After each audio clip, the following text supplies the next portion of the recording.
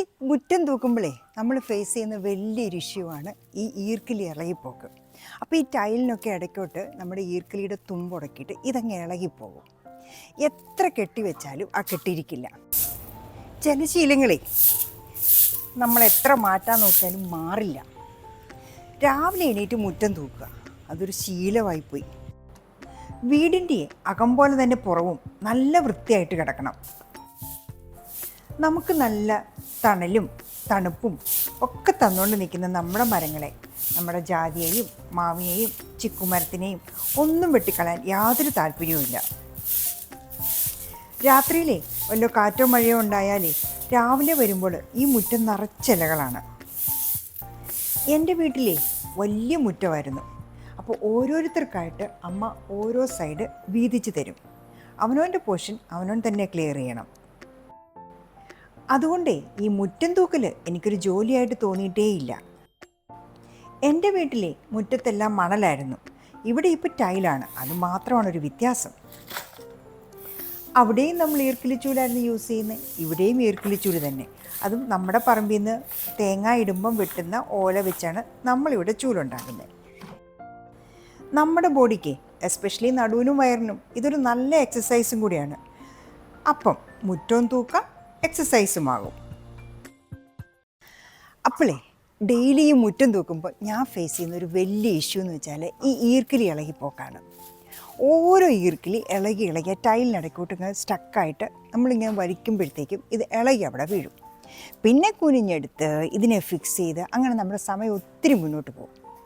അപ്പോളേ ഇത് ഇളകാതെ നല്ല ഫേം ആയിട്ടിരിക്കാനായിട്ട് നമുക്കൊരു കാര്യം ചെയ്യാം. നല്ലൊരു സൂപ്പർ ഹാൻഡിൽ ഫിക്സ് ചെയ്യാം. എങ്ങനെയാണ് അത് ചെയ്യുന്നതെന്ന് കാണാം. നമ്മുടെ ഈ ചൂലിൻ്റെ ഹാൻഡിൽ ചെയ്യുന്നതിന് നമുക്ക് ആവശ്യമായ സാധനങ്ങൾ ഇതൊക്കെയാണ്: ഒരു കുപ്പി, നമ്മുടെ വിളക്ക്, തീപ്പെട്ടി, പിന്നെ ഇത് നമ്മുടെ പപ്പടം കുത്തി, ഒരു തുണിയ, പിന്നെ ഒരു സിസേഴ്സ് കുപ്പി മുറിക്കാനായിട്ട്. സോ ആദ്യമായിട്ട് നമുക്ക് ഈ കുപ്പിയെ ഒന്ന് മുറിക്കണം. ഡ്രസ്സ് എടുക്കുക, ദേ ഇവിടെ വെച്ചങ്ങ് മുറിക്കുക.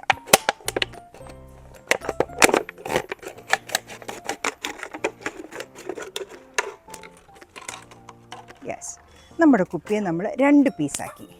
ഈ പീസാണ് നമുക്ക് വേണ്ടത്. ഇനി നമ്മൾ ചെയ്യുന്നതേ, നമ്മുടെ ഈ വിളക്കൊന്ന് കത്തിക്കാം.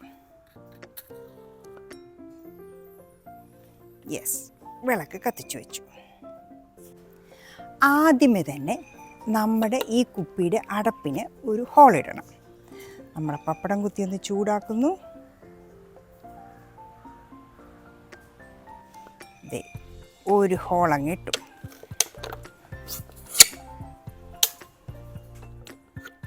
ഹോളിനെ ഇച്ചിരി വലുതാക്കാം.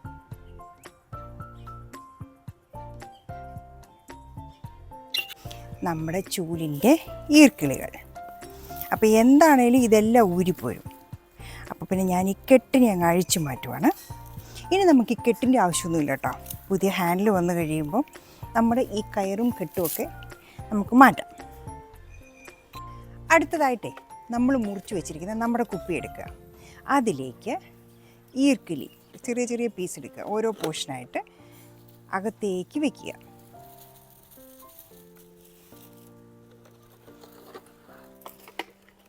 കറക്റ്റായിട്ട് ഒന്നുപോലും കളയാതെ നമ്മൾ ഇതിനകത്തോട്ട് വയ്ക്കുക. അങ്ങനെ നമ്മുടെ കുപ്പിക്കകത്തോട്ട് നമ്മുടെ ഈർക്കിലി എല്ലാം ഫിക്സ് ചെയ്തു. സോ കുപ്പിക്കകത്ത് ഇങ്ങനെ ആക്കി നമ്മുടെ ചൂലിൻ്റെ ഈർക്കിലിയെല്ലാം ഈ കുപ്പിയിൽ ഫേമായിട്ട് ഇങ്ങനെ ഫിക്സ് ചെയ്തു. അടുത്തതായിട്ടേ നമ്മുടെ ഈ പ്ലാസ്റ്റിക് ബോട്ടിലിനെ നമ്മളൊന്ന് ചൂടാക്കുകയാണ് ഈ തീക്കകത്ത് വെച്ച്. നമ്മുടെ മണ്ണെണ്ണ വിളക്കിലെ മണ്ണെണ്ണ കുറഞ്ഞു. അപ്പോൾ നമുക്ക് കുറച്ച് മണ്ണെണ്ണ ഒഴിച്ചേക്കാം. ഇപ്പോഴത്തെ കാലത്തുള്ളവരെ ഈ വിളക്ക് തന്നെ കണ്ടിട്ടുണ്ടോ എന്ന് സംശയമാണ്.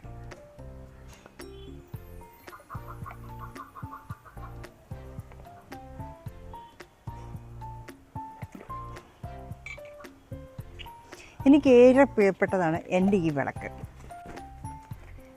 ഇനി നമ്മുടെ തിരി അങ്ങിട്ടേക്കാം. നമ്മുടെ പപ്പടം കുത്തി വെച്ച് ഒന്ന് കുത്തി കൊടുത്താൽ മതി, ഇത് താഴേക്ക് അങ്ങ് പൊക്കോളൂ.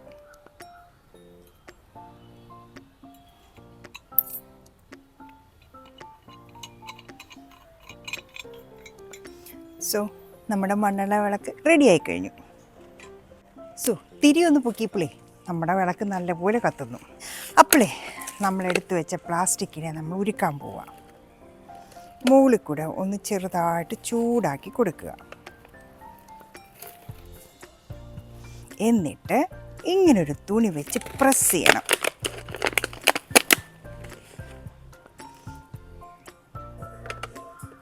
പ്ലാസ്റ്റിക് ഉരുകി ഈ ഓരോ ഈർക്കിളിയുടെ ഇടയ്ക്കോട്ട് കയറുകയാണ്.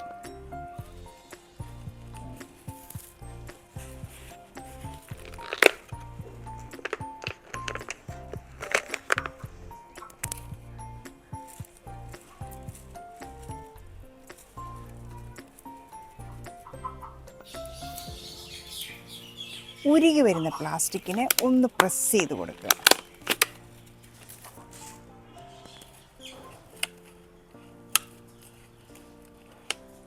പിന്നെ ഇത് ഗ്യാസ് സ്റ്റൗവിലൊക്കെ ചെയ്യുവാണെങ്കിൽ പെട്ടെന്ന് ചെയ്യാൻ പറ്റും കേട്ടോ.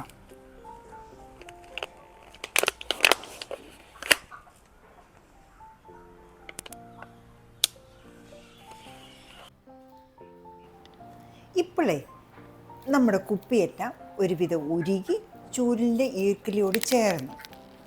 എന്നാലും കംപ്ലീറ്റ് ആയിട്ട് ചേർന്നിട്ടുണ്ട്. ഇടയ്ക്കിടയ്ക്ക് എയർ ബബിൾസ് ഉണ്ട്.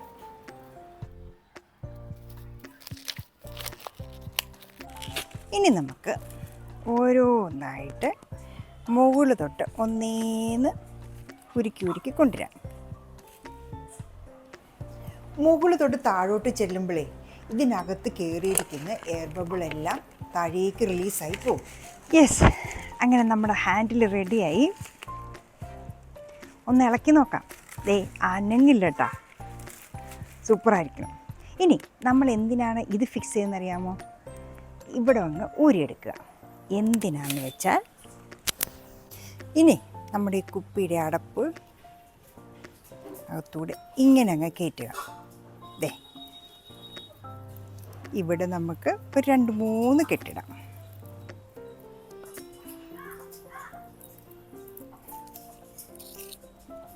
എന്നിട്ട് ഇവിടെ കൂടെ ഒരു കെട്ടിടുക. ഇനി നമ്മൾ ഉണ്ടാക്കി വെച്ചിരിക്കുന്ന നമ്മുടെ ചൂലിൻ്റെ ഹാൻഡിലേക്ക് ഇതിനെ അങ്ങോട്ട് ഫിക്സ് ചെയ്യാം.